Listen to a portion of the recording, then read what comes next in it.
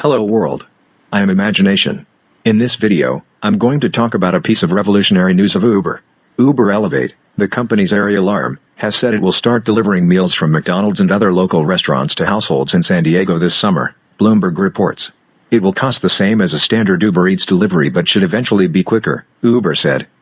Uber is still waiting for approval from the Federal Aviation Administration for the service. The company has promised it'll be offering food deliveries by drone in multiple countries by 2023, though it said 2021 last year, so take that with a pinch of salt.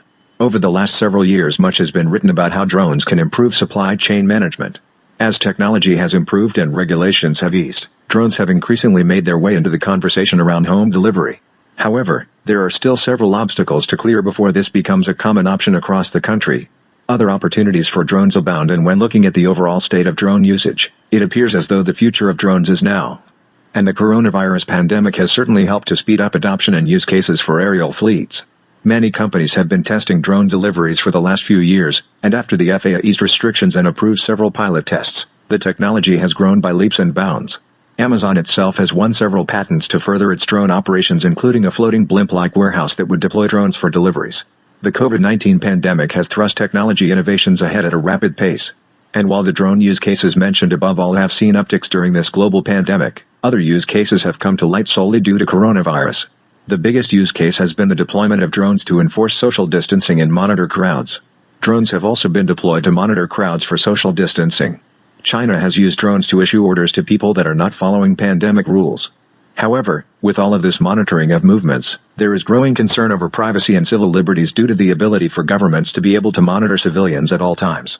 Another coronavirus-related use case comes from Canadian drone maker Dragonfly, and its collaboration with the Australian Department of Defence and the University of South Australia.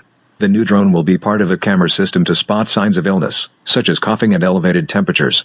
The drone is part of a bigger system to collect real-time data about the possible spread of the disease. The project will initially focus on hot zones to gauge infection rates.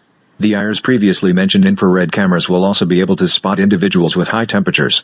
Is the future of drones here? There have been plenty of trials of drones for home delivery. The FAA has loosened restrictions and selected 8 companies to help establish technical requirements for home delivery. However, there are still obstacles to overcome. But, for other uses, drones are getting the job done. This includes inventory management within yards, monitoring equipment at ports, farms, and job sites, and restocking ships at sea. With these use cases in mind, the present and future of drones looks bright. That's all for today. Thanks for watching.